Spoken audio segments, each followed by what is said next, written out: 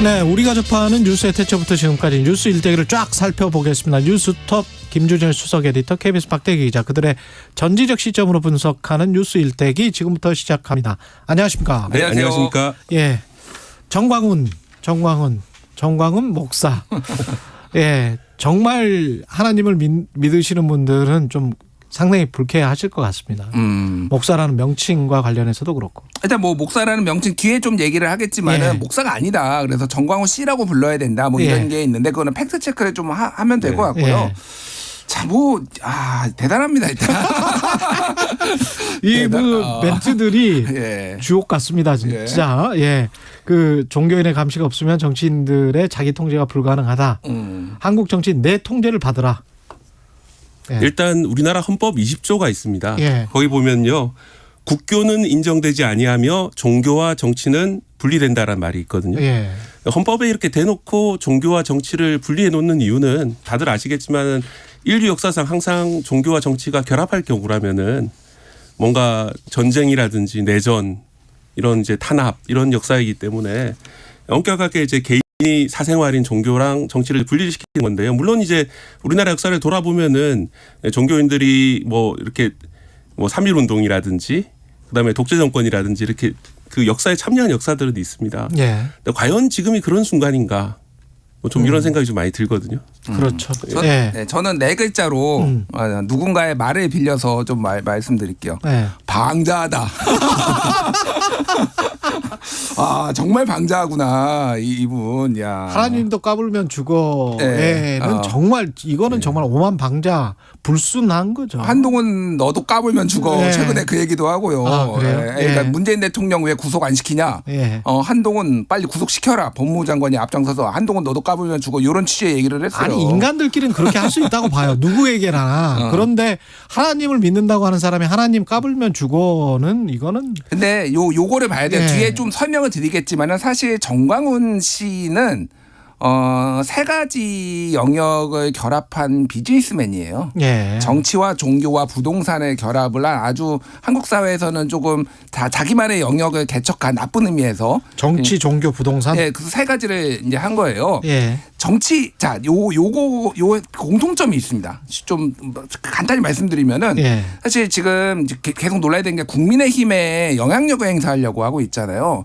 사실은 가장 저렴한 돈으로 가장 큰 이득을 볼 수 있는 게 이 정치에 개입하는 거예요. 무슨 얘기냐면은 당비라고 해봤자 한 달에 1,000원이에요. 예. 근데 당원이 지금 뭐 100만 명, 80만 명 뭐 양당이 그렇잖아요. 여기에서 10만 명 정도만 열성적인 당원 10만 명 정도만 확보를 하면은 그 당을 사실상 장악할 수 있습니다. 장악을 한다라는 게 굉장히 열성 지지자로 투표도 열심히 하고 뭐 압박도 넣고 그러면서 사실 그러니까 그렇게 되면은 그 이후에 그 정치 영역에서의 각종 그런 것들이 그러니까 이익으로 이제 돌아올 가능성이 상당히 높은 거고 종교도 마찬가지예요. 사실은 이게 신도가 얼마가 되느냐보다도 이들이 얼마나 열성적으로 움직이느냐가 중요하거든요. 굉장히 소수의 인원으로도 이렇게 정치하고 결부가 됐을 때 굉장히 큰 비즈니스 영향력을 행사할 수 있고 부동산은 알다시피 이제 뭐 알박기 논란이 있었잖아요.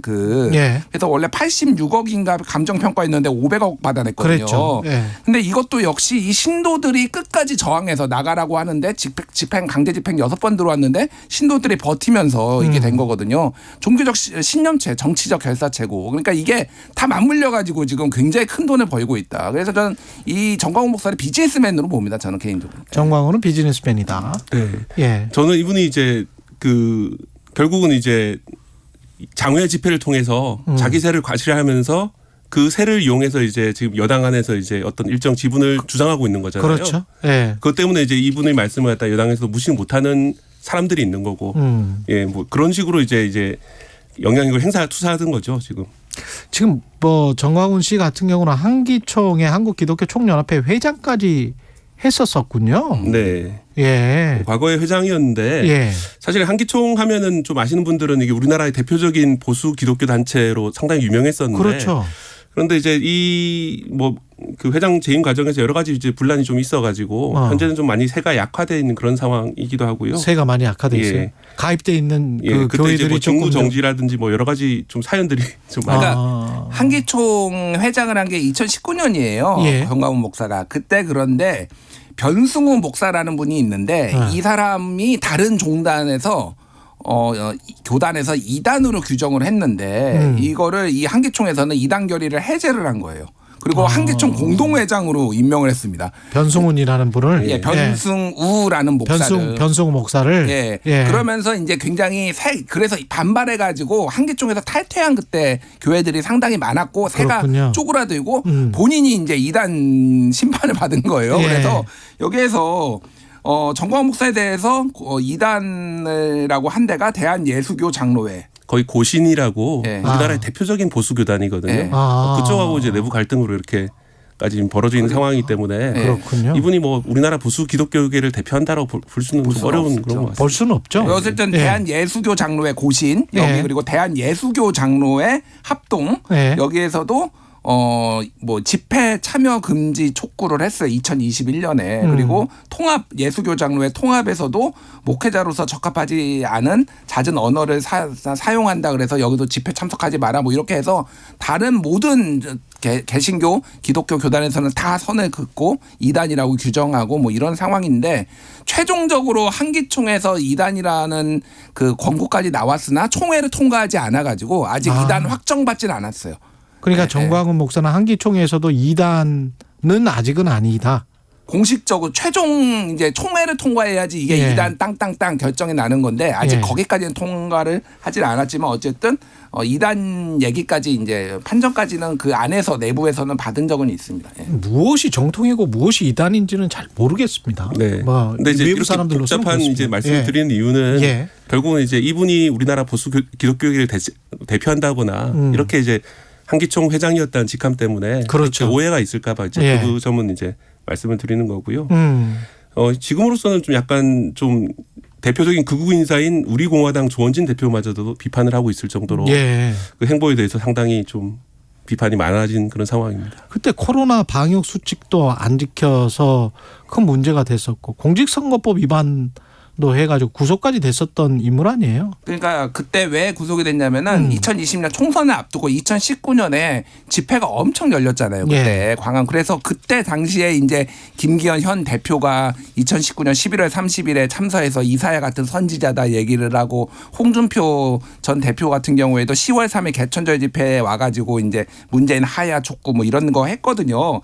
그런데 이제 이게 왜 그랬냐면은 선거권이 없는 상태에서 사전 선거 운동을 했다라는 거예요. 한마디로 얘기하면은 내년 총선에서는 자유우파 세력이 200석 이상 차지해야 된다. 정광훈 목사가 당시에 집회에서 그런 말을 한 거가 자체가 선거법 위반이다라고 보고 그게 유죄까지 났어요. 그래서 그러니까 이건 조금 이제 그러니까 뭐 문재인 대통령에 대해서 뭐 하야하라 아니면은 뭐 이제 그런 거는 표현의 자유의 영역에 속하는데 특정 정당이 뭐 얼마를 이겨야 된다, 가져야 된다 이런 거는 이제 문제가 됐다라는 거죠. 그러니까. 근데 신도나 그 교회를 다니는 사람들이 목사의 정치적인 성향에 따라서 어떤 특정한 투표를 할 것이다, 하게 돼 있다 기계적으로 뭐 이렇게 믿는 것 자체가 인간에 대한 모독인 것 같기도 하고요. 사실은 조금 그렇습니다. 예. 어떻게 물론, 그런 생각을 할 수가 있죠? 물론 이제 이분도 이제 종교인도 당연히 시민이기 때문에 그 정치적 발언할 자유는 있고. 이렇게 할 수는 있겠습니다만 이분은 목회 활동보다는 이렇게 정치 활동에서 몰입하시는 게 아닌가 생각이 들고요.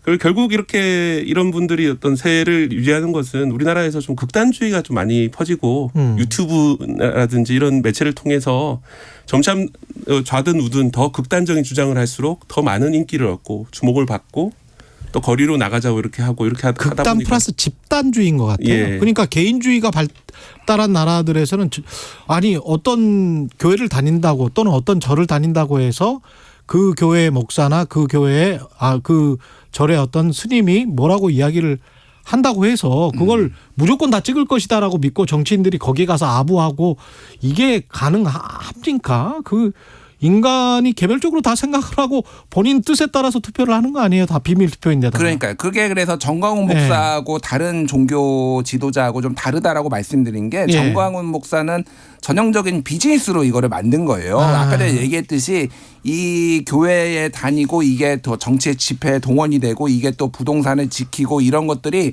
일종의 어떤 신념 체계 공동체로서 정치 신념 뭐 공동체로서 또 이익이 되는 이런 쪽으로 움직이고 있으니까 사실 굉장히 좀 독특한 사례고요. 어저께 보도가 난 건데 굉장히 흥미롭더라고요. 예. 뭐냐면 지금 그 아까 전에 500억 원 받았다고 얘기를 했잖아요. 그 장위동 그 사랑제 교회가. 그렇죠. 그런데 이 정광훈 목사가 그 인근에 있는 장이 8구역 거기도 재개발 예정지인데 한 8분 거리입니다. 5분 거리입니다. 차로 거기에 사우나 건물을 또 매입을 하려고 그랬대요. 그러니까 또 2차 알박기를 하려는 거 아니냐. 뭐 이런 의혹이 있어서 구청에서 불허를 하고 그게 언론 보도가 나니까 야 그럼 나 지금 있는 교회에서 안 나갈 거야. 이런 지금 이게 어저께 언론 보도로 나왔거든요. 야, 근데 이게, 꼭 예. 이제 이게 교회 쪽이나 기독교 쪽뿐만이 아니고 불교 쪽에서도 그 정치와 얽혀가지고 갈등을 빚고 뭐 찍네 안 찍네 뭐 이런 이야기가 꽤 있지 않았었어요? 네, 역대 그렇습니다. 정권에 따라서? 역대 정권 따라서 이제 뭐 당연히 대통령도 각자 종교가 다르고 예. 또 이제 사실은 이제 정치인들 입장에서는 이런 어떤 종교든지 일정한 규모와 세가 있으면은 그쪽 집회라든지 가가지고 이제 좀 여러 가지 말을 하고 이럴 기회를 받기를 원하거든요. 정치인들은 다 신경 것 같아요. 예. 그렇죠.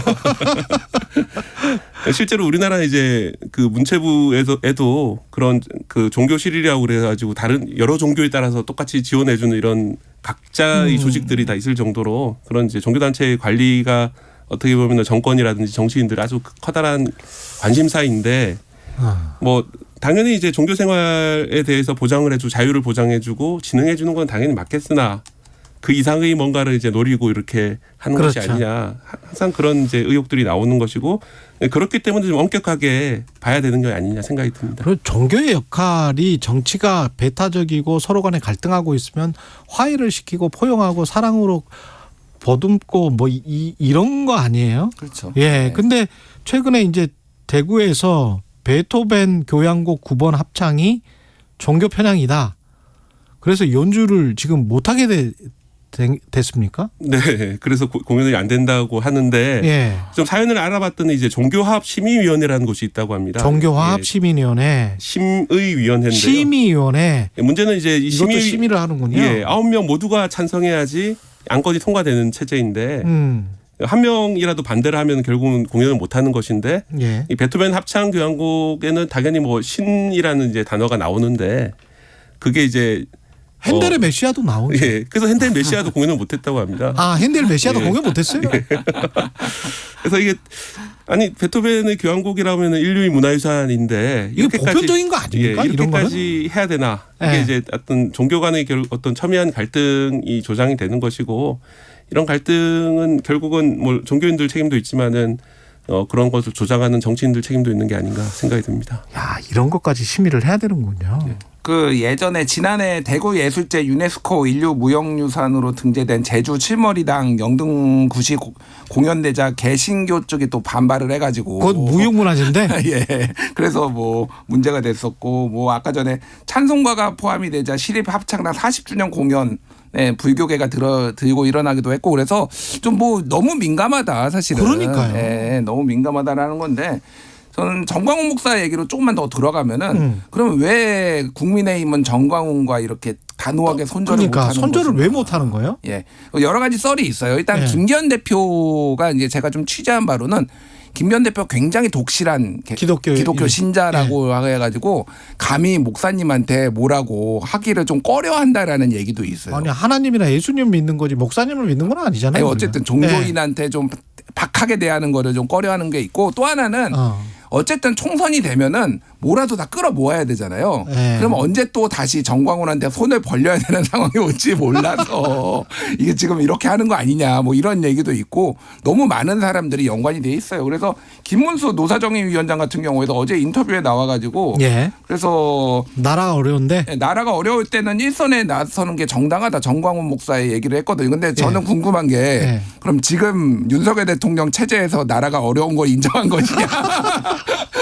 굉장히 어려운 거 저는 그렇게 느끼거든요. 근데 김문수 위원장까지 그렇게 느끼는구나. 나라가 어렵다고 느끼는구나. 그건 또 다른 이유로 뭐 나라가 민주당 때문에 나라가 어렵다는 이야기겠죠. 예. 김문수 위원장은 그런 이야기겠지. 예. 박대기 기자 뭐 추가하실 말씀 없어요? 네, 그 김 위원장께서 이제 3.1 운동을 거론하면서 예. 그래서 나라가 어려울 때는 기독교인들이 구국일서에 나서는 것이 맞다라고 했는데 예. 그럼 뭐 지금이 일제강점기라는 얘기지. 그렇지. 예. 뭐 이런 생각이 좀 들었습니다. 이상하네. 예. 뉴스톱 김준일 수석 에디터 KBS 박대기 기자였습니다. 고맙습니다. 감사합니다. KBS 1라디오 최경영의 최강시사 듣고 계신 지금 시각 8시 45분입니다. 이 시각 교통정보입니다. 서울 시내에서는 강변북로 구리 방향